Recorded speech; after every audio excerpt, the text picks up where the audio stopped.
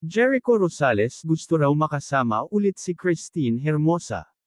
Sa pagbabalik showbiz ng batikang aktor na si Jericho Rosales, tila kasama sa kanyang bucket list, ay ang muling makatrabaho ang dating leading lady na si Christine Hermosa. Ayon sa kanya, nais niya magkaroon ng movie adaptation ng 2000 hit series nila na, Pangako Sa'yo. Para kasi kay Jericho, isang unfinished business, ang version nila ng dating soap opera. Sinabi rin niya sa kanyang panayam with Cosmopolitan Philippines, na maaaring maging curtain call kung gagawa sila ni Christine ng movie version nito.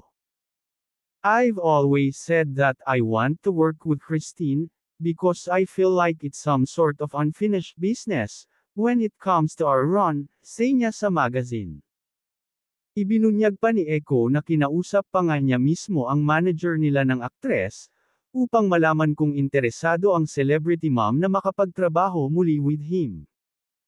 It was the 25th anniversary ng Pangako Sa'yo, just recently, and I told my manager, because Christine and I had the same manager before.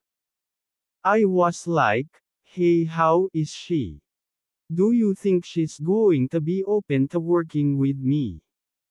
Kwento ng aktor. Mukhang pinag-isipan na rin ng Asian Drama King ang magiging storyline ng magiging pelikula, sakaling matuloy ito.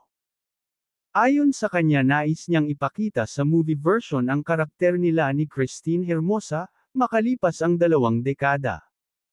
Iginiit din niya na hindi dapat sila tumampok bilang mga magulang sa palabas.